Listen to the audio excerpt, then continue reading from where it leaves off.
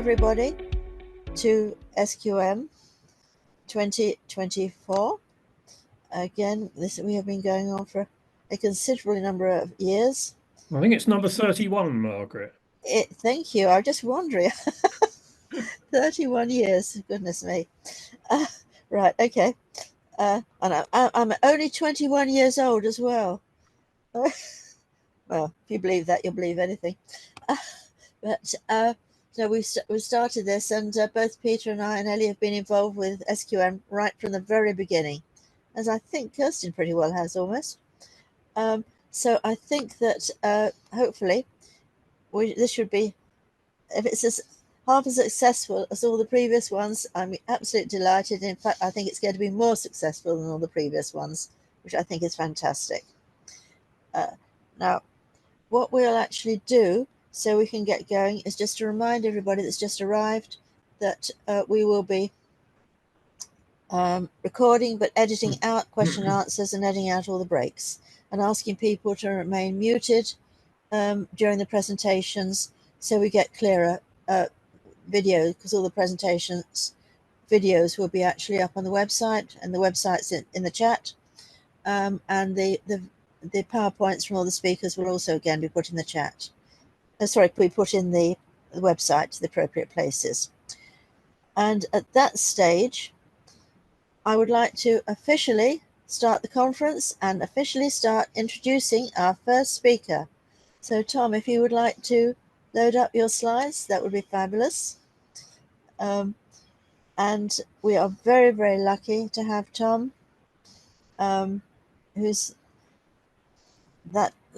we've got some, not quite the full page yet. We've got the background bits.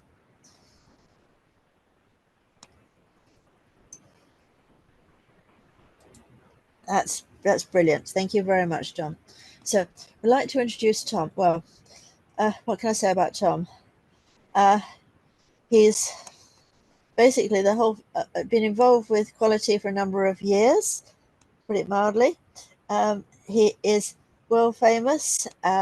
He has been recognized with so many different countries. The BCS has recognized him with an honorary FBCS, which is, there's only about 160 odd of those that have been given in about 60 years. Tom has also written a number of books, and at that stage, I think I'd like to sort of say that I'm not sure what else I can say about you, Tom, because there's so much to say.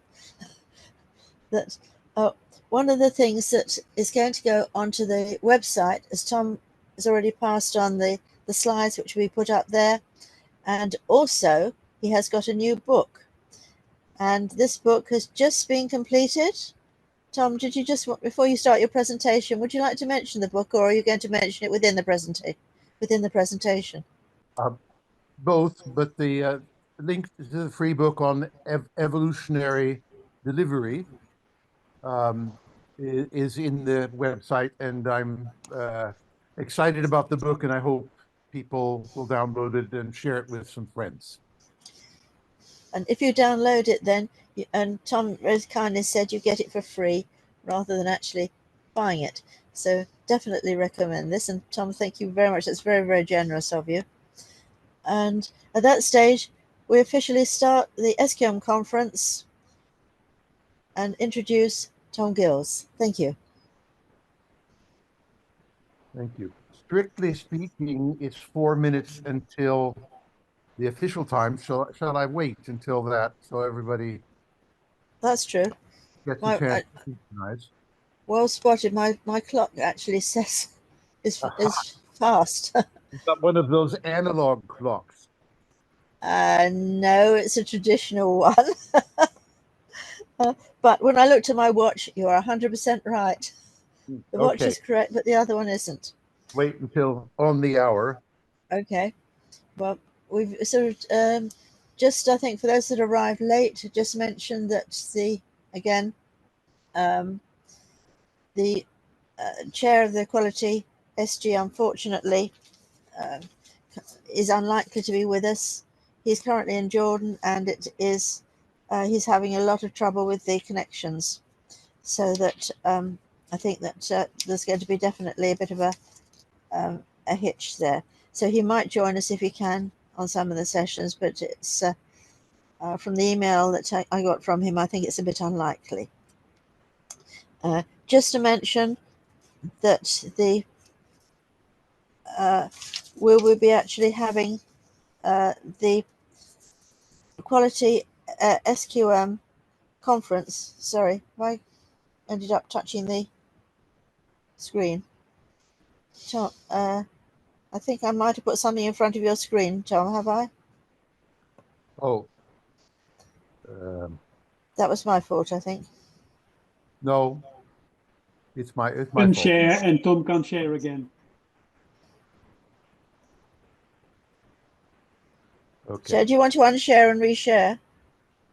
Well, not if I can get away with it. Let's see. Okay.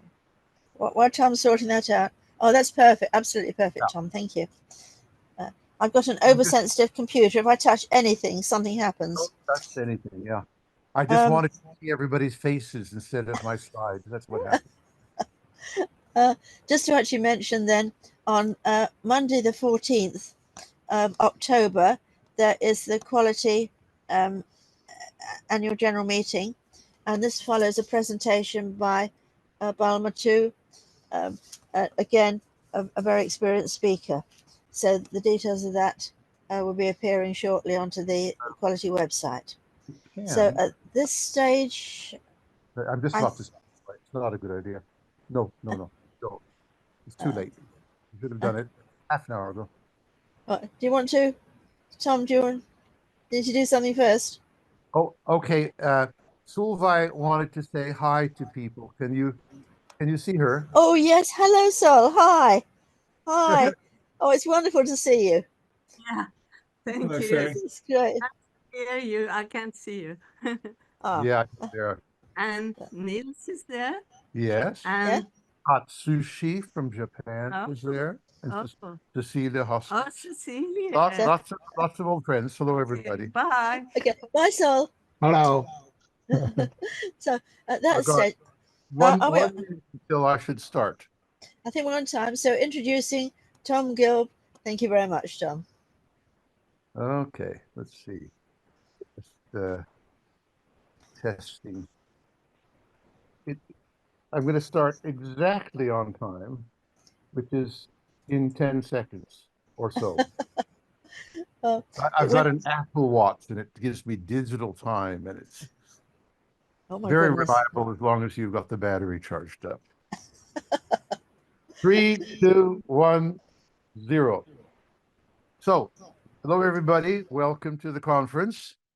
And you can see the title of my talk. So I'm going to be talking about using AI. I've had a lot of fun playing with AI and trying to write books with AI and trying to exploit my books with that. By the way, my newest book, which I've done with the help of Perplexity AI, is called Evo, and it's in the chat, post number 1, if you want a free copy. And better requirements, and with focus on quality requirements, or even more generally, what we call stakeholder value requirements. Here, from my 2005 book, is the idea of requirements broken down into different kinds of requirements. Here are the functional requirements, which some people only seem to know that kind of requirement. But we're the quality conference, and we're the quality group, and so we're interested in quality requirements, and very simply define the entities like reliability, etc. These are in systems engineering generally classified as performance requirements, and they include a few other things without going into that. All of these terms, if somebody's new to the idea of requirements, are thoroughly defined in my book, Competitive Engineering, and you'll find a a link to a free copy of that on ResearchGate in the references to the free Evo book I put on the website, okay? But requirements are, all these different classes of requirements and types of requirements are quite thoroughly defined. What I find even to this day is that people aren't very good at defining the quality requirements. They might they even don't believe that these quality requirements can be defined better than improved security or better user friendliness. And they're not trained by their universities, shame universities, to quantify all qualities of all systems. And I sincerely believe that's the first thing one should learn at a university if you haven't picked it up earlier. Here is Lord Kelvin. I managed to get him for first time with a really decent measuring machine of some kind. If Ride had been here from Scotland, we would have waved because, of course, he was Scottish. And when I was very young, about 25, somebody in their wisdom published in a Norwegian newspaper the following: when you can measure what you're speaking about and express it in numbers, you know something about it. But when you cannot measure it, when you cannot express it in numbers, your knowledge is of a meager and unsatisfactory kind. Now, notice a few things here. In this short sentence, he talks about quantification 4 times: measure, numbers, measure, numbers. And he makes the distinction between the process of measurement, how many volts do we have, and the process of expressing an idea with numbers, what I call quantification. And I used to mix these things up and think they were the same thing. But a Swedish professor straightened me out. And today in my planning language, Planguage, we call the idea of measurement a scale, short for scale of measure. Sorry, now I'm mixing them up. The process of measurement we call a meter, as in voltmeter, okay? And the process of expressing it in numbers we call a scale of measure. And you'll see some of that in the lecture here. But this simple statement from 1883 got me thinking about the software business I was in. And I found that people were not expressing their ideas in numbers, and they were not measuring them, but they were talking about usability and security and reliability, but they were just using nice sounding words, also known as management BS, whatever that stands for. Okay, so I went on a search, and the search took something like 12 years before I was able to publish a book called Software Metrics, where I tried to show the many qualities that could be quantified and measured, things like that. So here is the 1976 edition of Software Metrics, which also came out in a British edition, by the way. The Americans, late as usual, 1 year later, Software Metrics, and then other books around the same time filled with metrics. By the way, I'd like to introduce to you Me, which is named after my wife's sister. It was my 80th birthday gift at the summer cabin. It's a galleon figure, as you will guess. It was drawn by my granddaughter, and they made sure for my birthday that she held a sextant, a measuring instrument, in her hands, a symbol of my longstanding interest in metrics. So anybody who rides in a kayak or canoe past the cabin gets to see this galleon figure on our sort of land-based ship I think the British Navy calls it, our summer cabin. So long-standing interest. The early book I'm most proud of in terms of depth is Principles of Software Engineering Management. You can probably buy a copy of it today, even a cheap used copy, I would think, at this time. I don't have really good digital copies of it, or I'd surely give them away. Here's the same diagram we looked at earlier. So here are our quality requirements, and here are all the other different kinds of requirements we have to consider. And it still is remarkable that people not only don't learn very much about quality requirements or are in denial, like you cannot quantify them, you cannot specify them. They don't learn about the other different kinds of requirements, for example, constraints and other things like that. Anyway, this is all in the competitive engineering book, and you can buy a paper copy of that if you want to, but you can certainly have a digital copy absolutely free. And as I said, that free digital copy is on ResearchGate, and it's under my name, or it's in the references to my book I put up on the chat today. So Planguage, planning language, which among many other little tricks deals directly with quality requirements and requirements, and as we shall see, deals with quality requirements in the design. How well does the design meet the quality requirements? Is not the simplest method to learn and use, but it's fairly simple because on the 10 or so years of BCS courses that the quality group has sponsored and Margaret has supported all the years, we use about 1 day to teach people in a practical workshop how to quantify any quality requirements, and they're quite good at it. So it's not more than a day's training, but it's amazing how people resist the idea of engineering specification, of quantified specification of anything more complex than a user story. And I'm going to bring user stories as a class of requirement that might deal with quality into here. I think user stories are admirable in packing so much 3 different kinds of varied information into a simple sentence. The problem is that that simple sentence is filled with ambiguous words, which are usually not quantified, not clarified.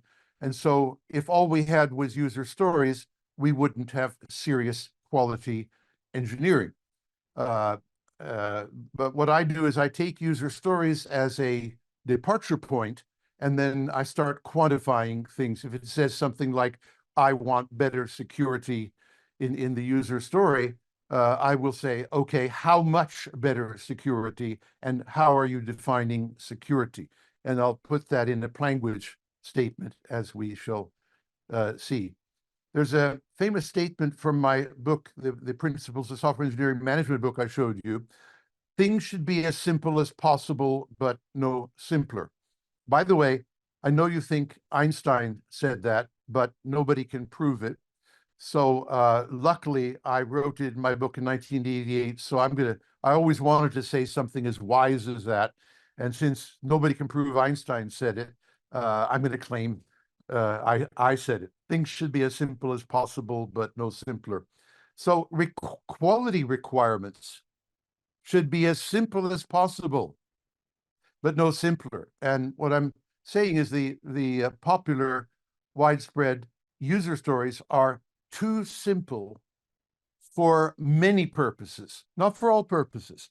For the simplest of systems where you don't care that much about qualities, they're good enough, more than good enough, okay?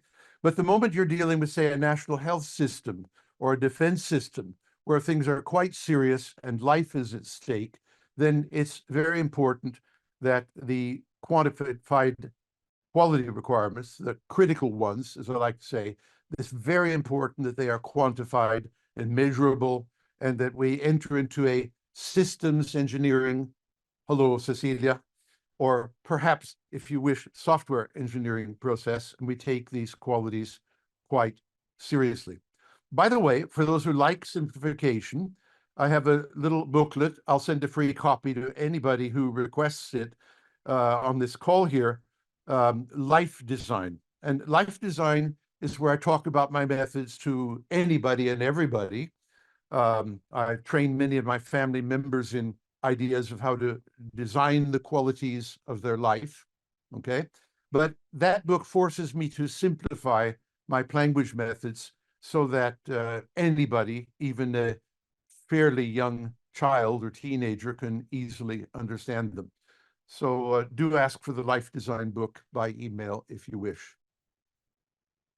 So here we have an example of a user story. As an expert user, I want shortcuts to save me time. Now, what's going on there? Well, to save me time is actually the requirement, if you think about it, but it doesn't say how much time it's going to save and what kind of time. Is it my working effort time, or my calendar time, or my reaction time? There are many different, so time is highly ambiguous. The degree of saving is highly ambiguous because it's not quantified. And the idea of when it's actually going to be saved, like at the end of the project in a year or 2 years, is also ambiguous. So look at this horrible ambiguity in the requirement. And then even worse, I want shortcuts. Now, that is actually a design. That is actually somebody's opinion, the expert users, of what design we're going to use, which will save time. Now, that could be a good design or a bad design, or part of a good design or an incomplete design. In fact, shortcuts itself is obviously an ambiguous word. So there are all kinds of shortcuts. So we're filled with ambiguity, almost every word. And even the expert user, we don't know what expert means, and we're not sure what they're using. So I don't know. It's amazing how such an ambiguous, nonsensical statement that nobody can possibly interpret correctly could become so popular. But then lots of silly things were popular, like smoking cigarettes and not having safety belts in cars and all kinds of things. So people are not always using their common sense. Now, if I use this as sort of a warm-up in my usability requirement, which is a value or quality requirement, it does no harm. It was expressed loosely by a person who wasn't very well trained in expressing clear requirements. That's okay. They might be the CEO and they might have the privilege of doing that. But we need to push on. And here we have the scale I mentioned from Lord Kelvin's idea of quantification and speaking about things quantitatively. And so here we have a scale of measure, average cycle time in minutes for a given task by a given user. Notice that task and user are intentionally general, not ambiguous, intentionally general, so that we can reuse this scale statement for many different purposes. But right now, we've defined a task as expert complex tasks. We can define that better if we want to.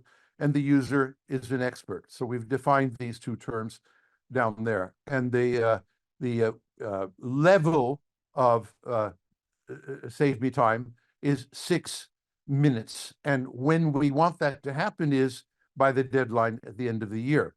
So here we have an example using 3 lines of taking something as vague and dangerous as a user story and respectfully acknowledging it as something a well-meaning person said, and not saying, you know, you're a silly person, you're very ambiguous, you must have had a very poor university education. We could say that, but we don't. We're respectful. People are doing their best. But requirement specialists and quality requirements engineers will turn this into a statement which is clear, unambiguous, and we can then move on into our project. By the way, have a little book. It's called Value Requirements. I could have called it Quality Requirements because a very large portion of stakeholder values are, in fact, qualities. And there's a free copy of the Value Requirements book for anybody who wishes to go into great depth. And you're welcome to grab that copy and share it with anybody around you. Okay, so stakeholder value requirements. Now, one thing I didn't know in the early days, but it began to dawn on me, is that there's something far more important than users and customers, which people still are very focused on, and they're important. But there's a more general category. Many people do use the term stakeholder. And stakeholders hold a stake. We'll see more about them later. But the interesting thing about stakeholders is that they're the ones who have certain qualities they want, or more generally, certain values. Okay, so the source of all quality requirements and all value requirements is an entity called stakeholders. By the way, not all stakeholders are people, as many people and even some standards seem to think. For example, the national law about privacy is a stakeholder in most IT projects, but the national law is not a person, but it represents a source of power that dictates to us that we have to note what requirements we have to do with regard to that law. Laws, contracts, policies, plans are example of non-human stakeholders. We'll get back to stakeholders shortly. Okay. Now, the other thing about qualities, it's amazing how many people, when they say the quality of the system, actually mean the bug freeness. These are narrow-minded programmers, of which we have plenty amongst us, I'm afraid. I hope I didn't insult anybody here. But now, quality is very much more than reliability, okay? Qualities are all the entities, and there are lots of them. There are hundreds of potential ideas of qualities. If you doubt that, ask an artificial intelligence system how many qualities it can describe to you, and it's far more than one, to put it mildly, okay? So the other concept I think people need to be trained in is that the quality of a system should be the qualities of a system, plural, okay? And there's no such thing as we can manage the reliability of a system and we're all done. We have to manage the maintainability. We have to manage the usability, the security, and on and on and on. We cannot manage 1,000 different qualities. That's just too many. But we cannot manage just one. That's too few. If we actually could manage the top 10 most critical qualities, that would be fantastic. That would be more than most projects actually do. And that's what I normally start out doing. I say, what are the top 10 most critical? Let's see if we can manage them. And we know there are other qualities, and we know they have a certain priority, but let's achieve the top 10 and not get distracted by having to do 100 qualities or 1,000 qualities. We'll just get stuck in analysis paralysis, okay? So back to stakeholders. There are very many stakeholder types. Even moderate projects might have 100 different stakeholder types, like nurse at the National Health Service. And then if you think about it, there are lots of different types of nurses, okay? And they have different needs and need different qualities for different things. So, the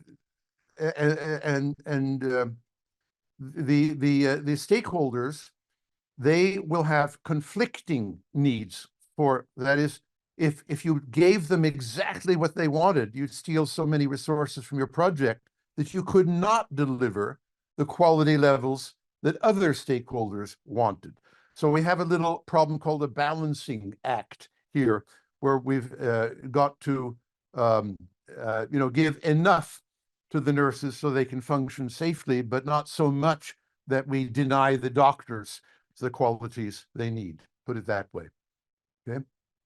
So, okay. Oh, yeah, there's a link to the competitive engineering book where we define requirements in depth. We have a glossary of, in fact, a total 700 terms. And most of these terms are in aid of things like the scale and the meter, which help us define requirements. So if you wanted to really have a good discipline for dealing with quality engineering, it starts here. There's the free book, and there's another free book more focused on requirements itself.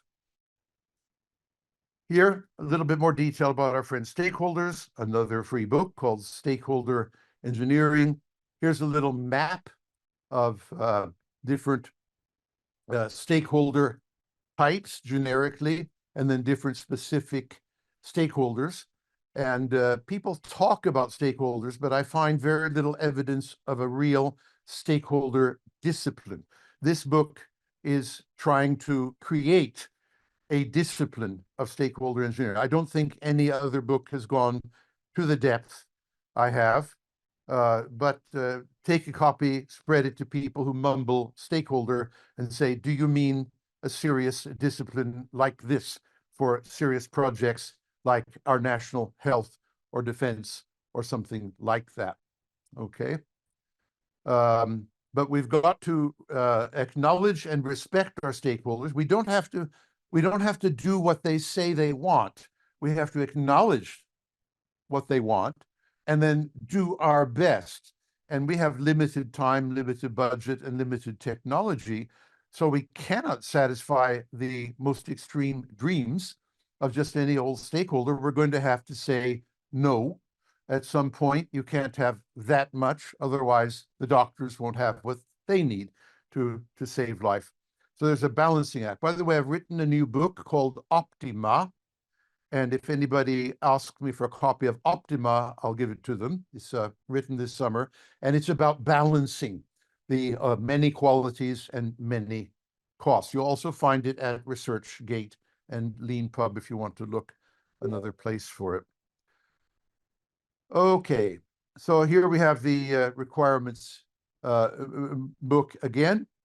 I think that getting the value or quality requirements is the most critical aspect of all planning and decision making. That is, it's the foundation upon which everything is built. If you don't get that right, if you don't have clear, complete, and justified, why are we doing this, value requirements, then you're off to a bad start. You won't be able to proceed into architecture or design. You won't be able to proceed into project management. You will be doing a lot of work for misunderstandings about requirements, for the wrong thing.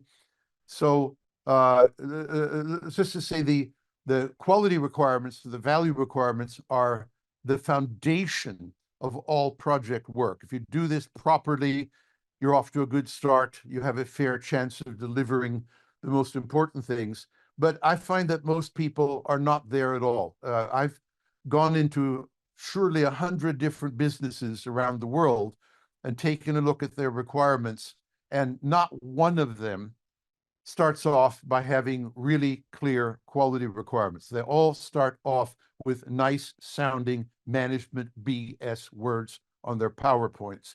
So we have a really bad culture. The universities certainly are doing nothing interesting to train people. Shame on all of them. The BCS and Margaret have done a lot to make sure that at least many BCS people got trained in these things. So we've done our bit, but it is a drop of sand on, a grain of sand on the beach compared to the things that are not done that could be done. So I hope some of you listening will pick up the banner and spread it at your, whenever you train people or in your organization. Okay. Here's something we did, Kai and I, my son, did in 2016. Made a very simple decision called value first. And we could also translate this, since, as I said, by word value, over 90% of the values are also what we call qualities. Okay, quality first. And it just says the only valid reason and the primary purpose of all projects, improvement efforts, and development methods is to deliver value and qualities to our stakeholders. Now, that's simple. The short version, value first. The longer version, that's the only reason we exist and do projects. So let's do it somewhat better. Now, haven't shown you much AI, but I'm going to start showing you the AI part of my talk. This little symbol up here on the left is a Perplexity AI symbol. It's free and does quite amazing things for free. Yes, they will take $20 a month if you want an advanced pro version, but I haven't found that's necessary for my work up to now. And one thing you can do with AI is you can quantify all the qualities that people are telling you cannot be quantified, or which is another way of saying they don't know how, and they're quite arrogant. If they don't know how to do it, they'll tell you it can't be done, which is quite amazing arrogance. But one way of wiping the arrogant smile off of their faces is to ask, for example, AI, please give me 10 qualities for judging requirements methods. For example, like my Planguage requirements methods in the value requirement book, in the competitive engineering book, those methods. Please give me 10 qualities. So these are literally not suggested by me, but they're suggested by AI. Notice that some of them end in ility, ility, ility, ility. Not all of them, but then not all qualities end in ility. But now, if you wonder, these words are just tags, just names. So here's something very close to the user story level, the ambition level, a simple phrase that gives us a little bit more information. But then we do what Lord Kelvin recommended, fought for so many years ago. I continue the fight. I hope some of you will take up the banner and continue the fight. A defined scale of measure. Now, by the way, there are not only is it possible to define a scale of measure, even where people say it can't be done, but it is normally possible to define many different scales of measure for the same rough quality idea. Okay. However, I've asked Perplexity to choose one, and I read through it and say, that's reasonable, that's reasonable, that's reasonable. We'll make do with it for the purposes of this project, this talk, or whatever. But we could also take the suggestion of the scale from Perplexity and manually have a brainstorming session, have a discussion, and change it until the group agreed this is our scale of measure. This is the one we want to use in our project. So you don't have to do exactly what Perplexity says, but you usually have pretty good advice. By the way, you can ask questions like, where in the world did Perplexity learn to quantify any quality? Okay. And the answer is, I guess these things are on the internet somewhere because that's what they've been trained on. Okay. But it's wonderful to face the deniers. You know, you cannot quantify it, or it's too dangerous, or too costly, or the millions irrelevant, invalid excuses for not quantifying quality. But it's lovely to say, well, Perplexity did this in 1 minute for free, and you're telling me it can't be done. I think you're obsolete. We don't need you anymore. You've just been replaced by free perplexity. Goodbye. Hope you have a nice pension or something in your, because we cannot possibly employ you who just deny that you can quantify quality. Quite threatening. Now, here is the second part of what Lord Kelvin talked about, the meter. And at this level, it's just a rough idea, a rough suggestion of the measuring process. There will be an independent review. We'll use an automated analysis tool. But this could be turned into a test process planning thing where you got much more detail. And in fact, if you ask Perplexity to give you more detail about that meter, it will, I promise you, all the time. Here then are the ideas of levels. So here is a very simple idea everybody can buy into, the idea of our goal. And here is a level, a numeric level on that scale to be measured by that meter. And it's in 4 years' time, in other words, long term. And here's another level on the same scale to be measured by the same meter. And we call it a scalar constraint. And it says, this is the minimum. You have to, the minimum tolerable level is this number here.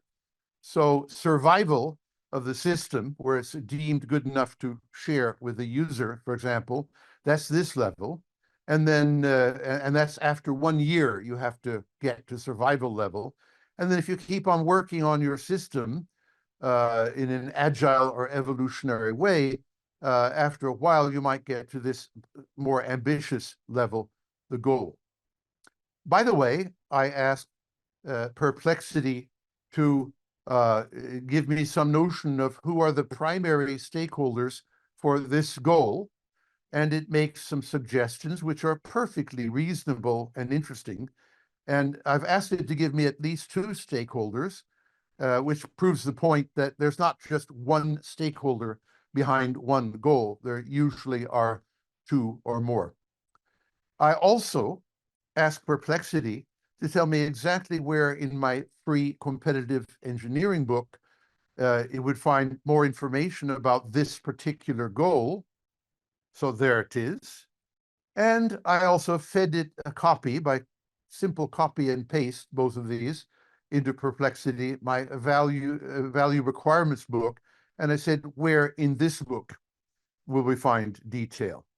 So this is a wonderful example of free current artificial intelligence giving us in 1 minute for free, really, on request from a prompt you can probably just make a copy of, all the requirements necessary for my project, which is judging methods or judging requirements methods. That's my project here. Have you absorbed all of that? If you did nothing but said, oh my God, maybe we could use this template to do our project with. And if we don't know what to do, ask ChatGPT or Perplexity or whatever your favorite AI bot is. Now, at this point, more help from Perplexity. I said, tell me what methods give us value requirements, okay? And not surprisingly, it came up with user stories and Volare. James Robertson and Suzanne Robertson are British, by the way. Planguage, oh, that's me. Can't object to that. Quality function deployment. I've written a nice little paper, what's wrong with quality function deployment. And in simple terms, it allows qualities to be mentioned with no quantification, like reliability. That's silly, but it does it. And this is even taught at universities that I have mixed with. And I had to correct the professors and enlighten the students that this was not a very good method from my point of view, since it didn't have a discipline of clarifying the qualities in the queue here. But that's it. So in other words, academic training is based on a poor basis. Here I pop up a second time, a little bit sloppy, of the perplexity not to know that this is essentially the same thing, but we'll let it go. By the way, little bit of a popularity estimate of internet mentions. I think it's interesting. For example, quality function deployment, 500,000, and but my planning language only 1/10 of it. So I'm not as popular, but popularity isn't the same as quality of a method. Here's an old friend, capability maturity model integrated. My software metrics book was adopted by IBM as level 4 of their capability maturity model. So my methods are actually baked into that too. Prince2, people in Britain will know this quite well, quite popularly described on the net, quite respectable. And then there's NATO architecture, etc. So anyway, and I took a look at that, and as sometimes I've had to have a discussion with, and say some of these things have nothing to do with value or quality, and Perplexity says, "Oh, excuse me, Tom, I'll try to do better." So you can't usually take the first suggestion and just run with it, but a little bit of tuning, you get a pretty good set, and I'm sticking with 10. Okay. Now, let me introduce to you a friend of mine I invented called an impact estimation table. You'll find more information about that in the competitive engineering book, for example, whole chapter on it. So here are these methods for defining qualities. Okay. Here are these qualities of such methods. So notice what I'm suggesting. We shouldn't choose a method because it's popular. That was this stuff here. We should choose a method because it suits needs for such methods, whether it's popular or not. It could be a completely new method that nobody's heard of, but if it serves these purposes well, then maybe it's the method we'll want to use.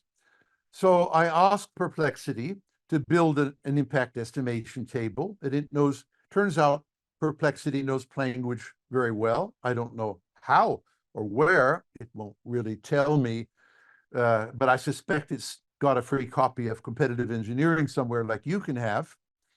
And I said, rate it in percentage of how far will it get us to the goal, okay?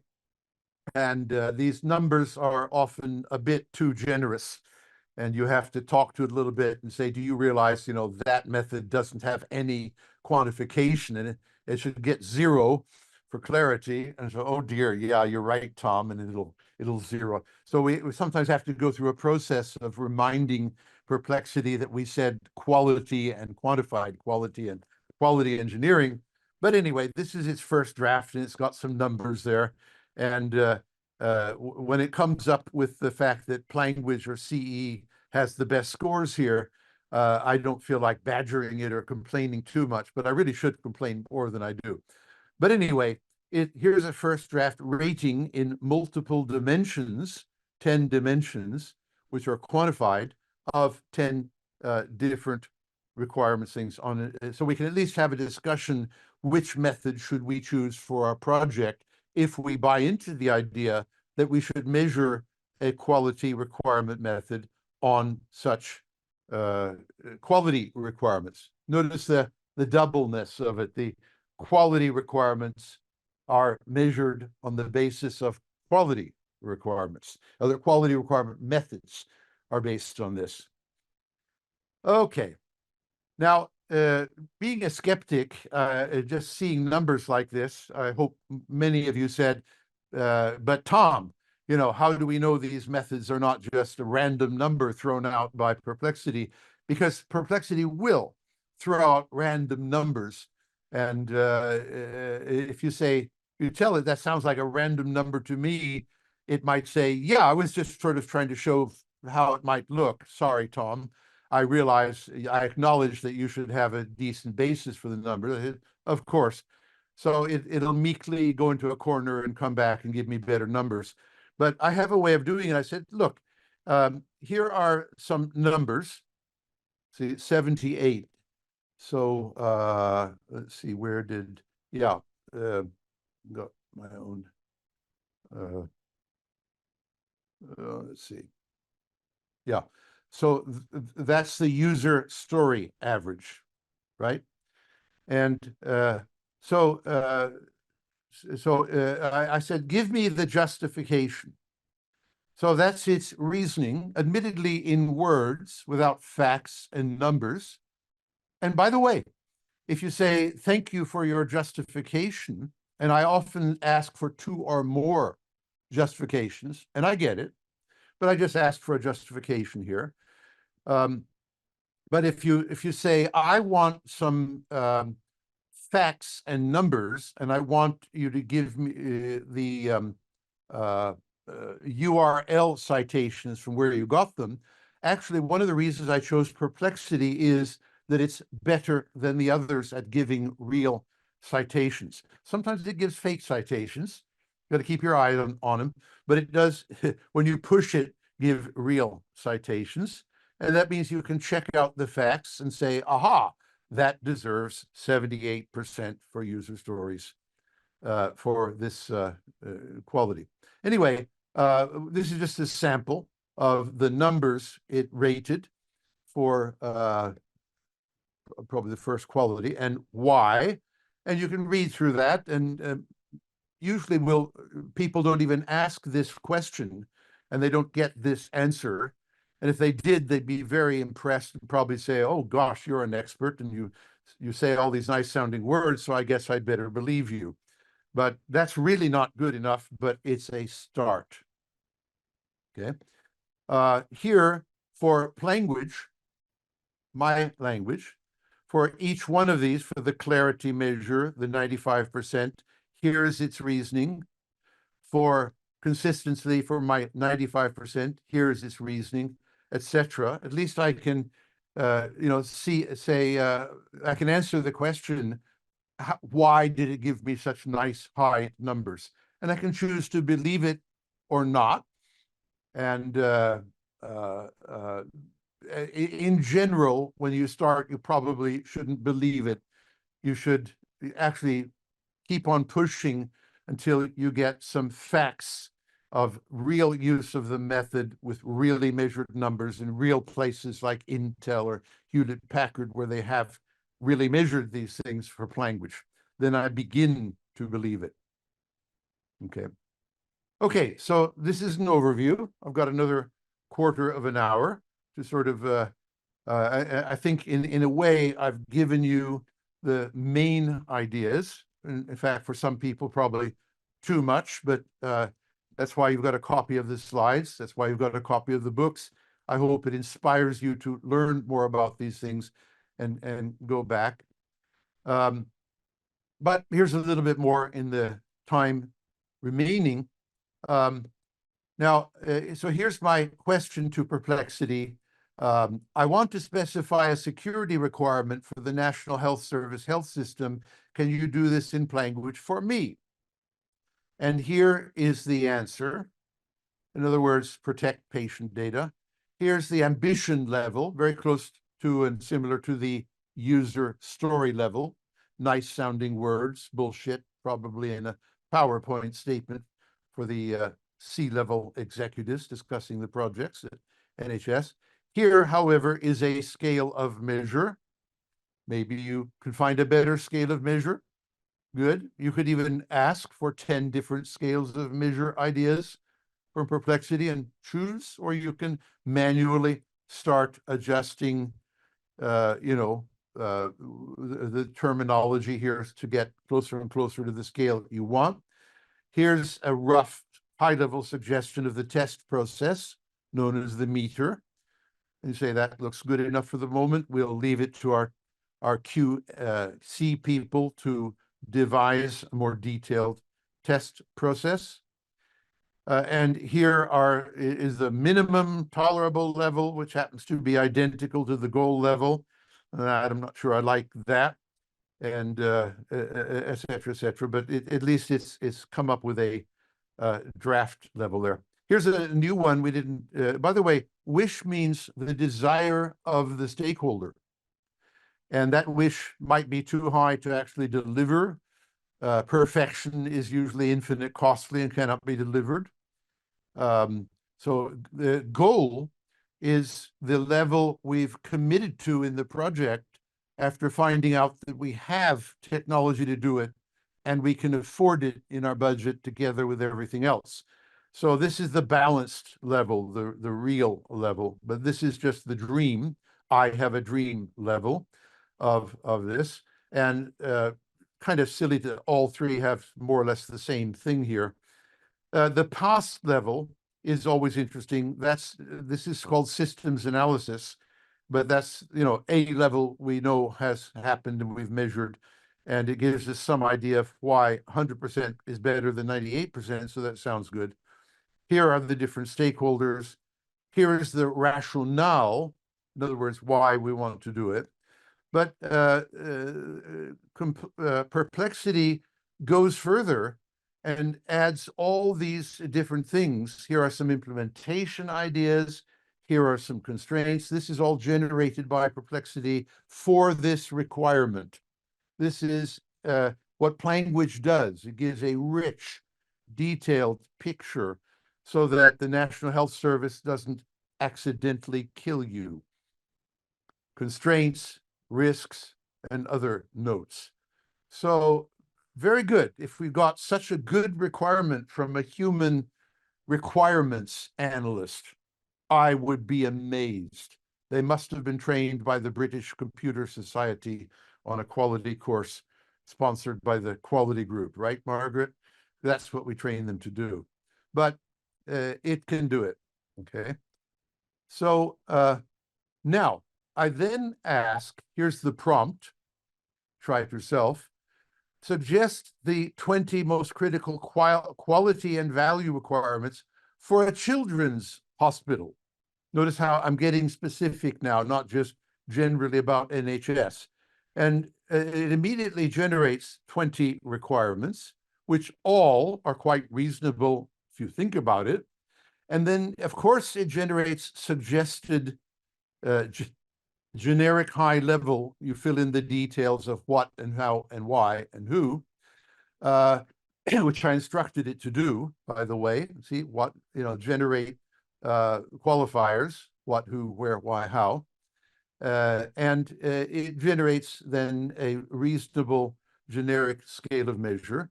And then it generates some numbers on that scale, okay? So not bad for 1 minute for free. How many human beings that you have on your staff could do it? How many professors of IT could do this for free in 1 minute or ever? Okay. By the way, notice these who, what, why things, they're qualifiers. They actually take a scale of measure, and I asked it to give me examples of up to 20 conditions for who. So these are all the different who's in the children's hospital, like patients with allergies, all the different what's in the hospital, like surgical site infections, all the different where's in the hospital, like the orthopedic ward, et cetera, et cetera, et cetera. So notice how many combinations. In theory, many, if not most, of the combinations of who, what, where, why, etc., are valid for deriving one requirement. Okay. Now, this tells us right away that the National Health Service is complex. This is literally a measurement of the complexity of the children's hospital. And notice I limited myself to asking for only 20 of each. That doesn't mean there aren't more. There are. Ask for 40. See what happens. You will get them, and they will be quite reasonable. So back to complexity discussions and complexity arguments, you might use a Cynefin quadrant. I believe in realistic lists of real things for real hospitals like this as a way of understanding the degree of complexity. And if you don't know that, then perplexity will help you. So and then I asked it to take one requirement the hand hygiene requirement and decompose it by different who, what, whys, etc., and set some goals. So this is automatic decomposition of one requirement into about, let's see, 20 different sub-requirements for different doctors and nurses and medical conditions. Oh my God, it's very complex, but at least we get free help to generate some ideas about what the National Health Service might consider before they maim you in a badly conducted surgical operation or something like that. Okay. An interesting question pops up, which is, wait a minute, if I have 20 qualities, which each have 20 conditions, there are the, there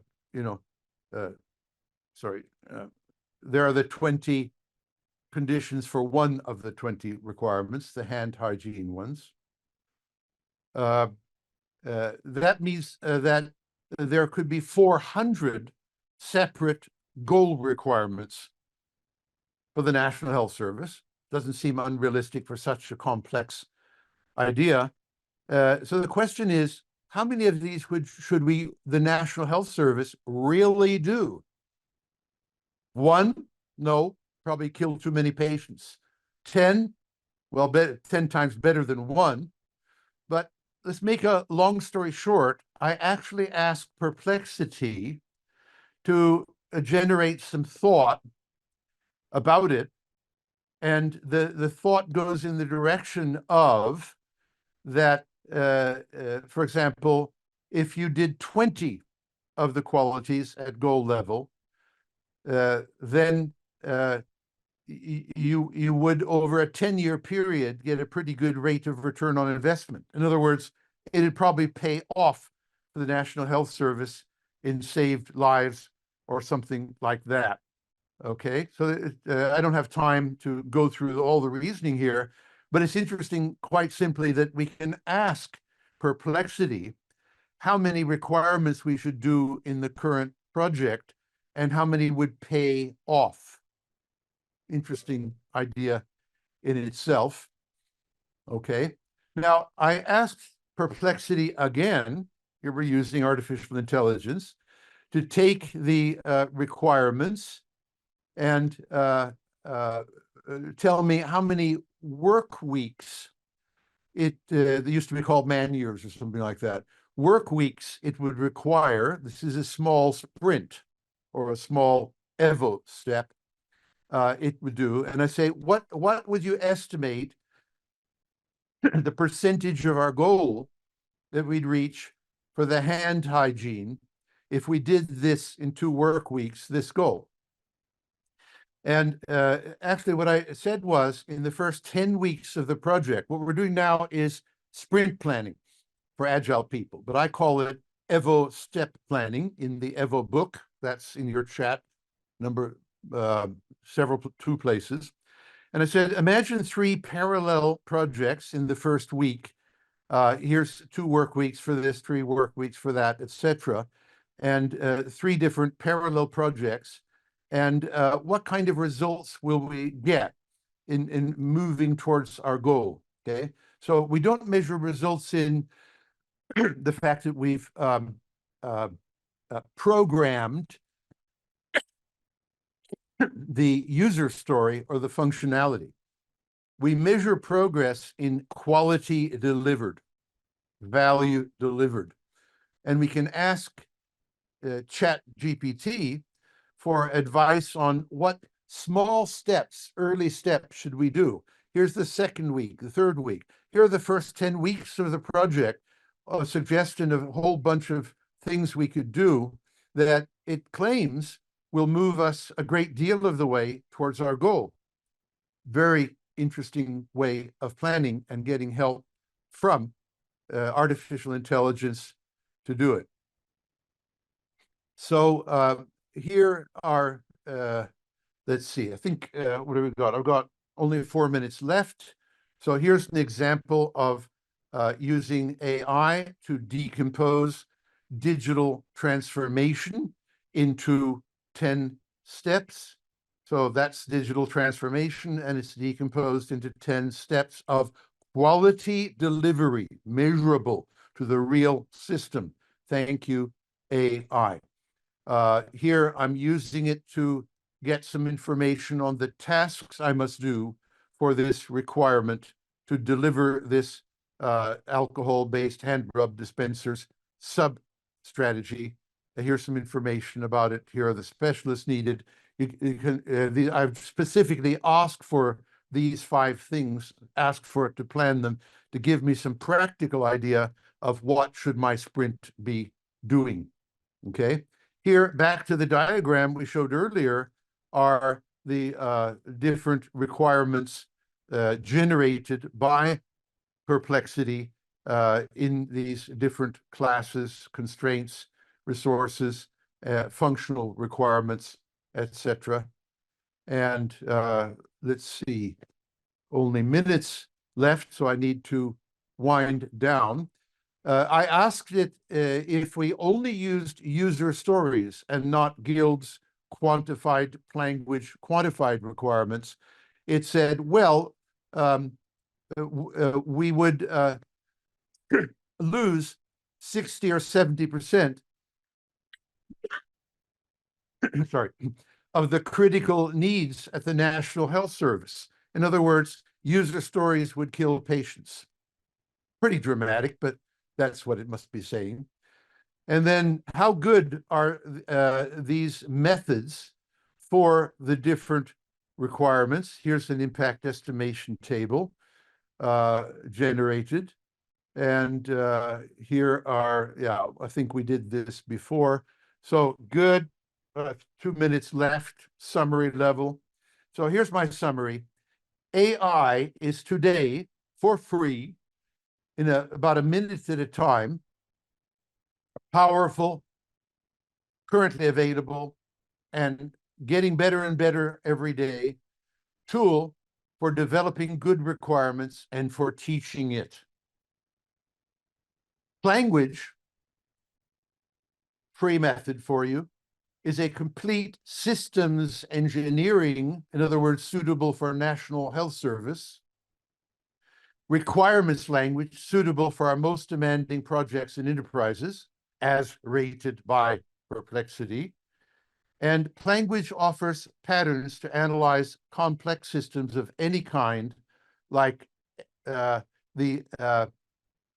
shown in this talk, for example, the National Health Service. And if this talk did nothing but save one life or one accidentally hurt person in the health service, that would be just great. And I leave you with a little view from the Oslo fjord, little view of Annemie, our galleon figure. And during the talk, I'll be driving out here and watching the view from the fjord while the rest of you hold nice lectures for me to learn from. Thank you very much. Done on time.